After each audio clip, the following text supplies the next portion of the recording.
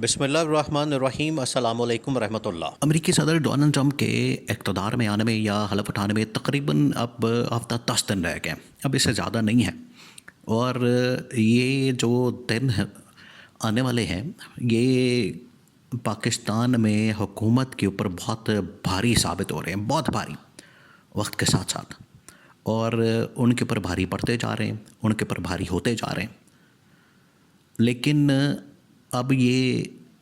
हो के रहना है क्योंकि ना सिर्फ डोनाल्ड ट्रंप बल्कि वहाँ की अमेरिकी इस्टेब्लिशमेंट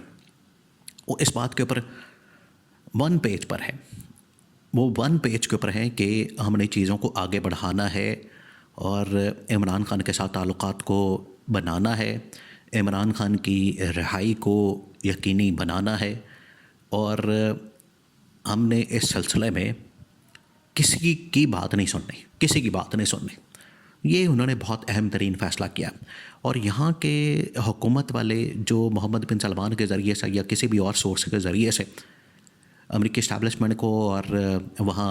डोनाल्ड ट्रंप की आने वाली इंतज़ामिया को अप्रोच करके इन्फ्लुएंस करके कोशिश कर रहे हैं कि हम किसी तरह से यहाँ संभाल लेंगे और हम लॉबिंग कर लेंगे या पीआर कर लेंगे या इमरान खान के ख़िलाफ़ एक महाज खोल देंगे या इमरान खान की रिहाई के लिए कोई कॉल नहीं आएगी, इमरान खान की सपोर्ट जो है वहाँ पर ख़त्म करवा देंगे। तो ये चीज़ें अब इतनी ज़्यादा नहीं हैं, अब चीज़ें बिल्कुल उलट गई हैं। हुकूमत को इस बात का अंदाज़ा हो चुका है कि अब हमारे हक़ में जो है ये लॉबिंग, ना लॉबिंग कामयाब हुई, ना वहाँ पर पीआर कामयाब हुई। अब इंडिया के थ्रू या मोहम्मद बिन सलमान के थ्रू ये भी नाकाम हो गया है क्योंकि मोहम्मद बिन सलमान को तो आ गया जवाब। पहले इस बात को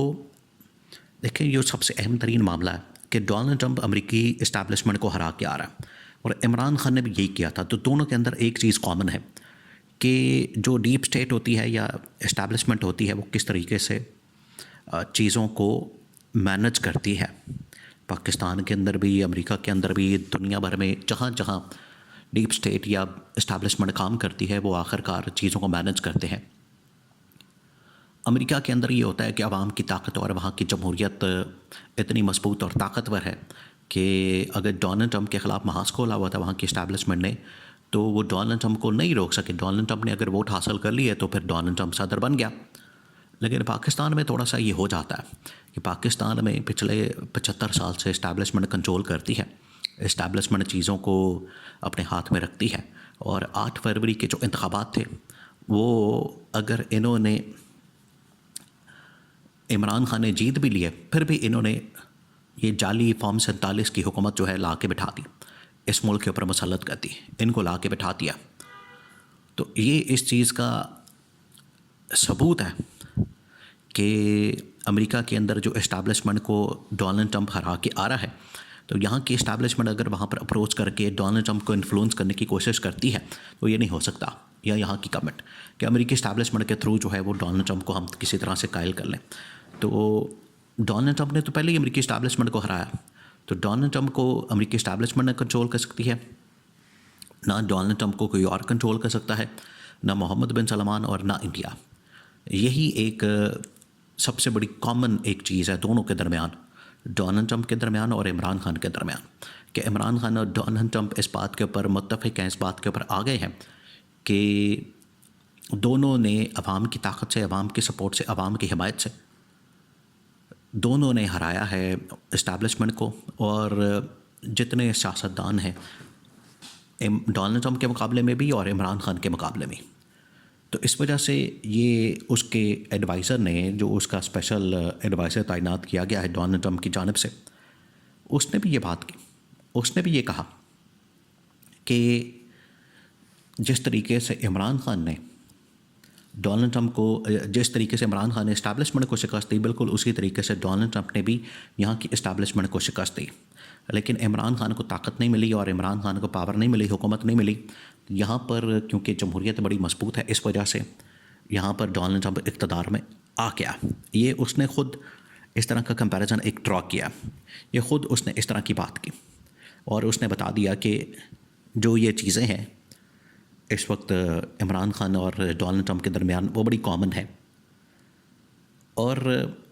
ये तो डोनाल्ड ट्रंप खुद बता चुका है इमरान खान के मतलब कि वो किस किस्म का दबंग किस्म का आदमी है और हमेशा लीड करने वाला है। अब देखें ये इस वक्त सिचुएशन जो बन गई है, अब 6-7 जनवरी हो गई है तो पीछे रह गया है तकरीबन को 10-12 दिन, और वो आ रहा है, पावर में आ रहा है और चार्ज संभाल रहा है, हलफ ले रहा है, और उसको हलफ लेने से अब कोई नहीं ताकत रोक सकती। वो आके रहेगा, वो हलफ उठा के रहेगा और हलफ ले के रहेगा। अब इनकी कोशिश ये है कि पाकिस्तान से किसी को भेज के हलफ बर्दारी के अंदर तो डोनाल्ड ट्रंप को पैगाम पहुंचा दें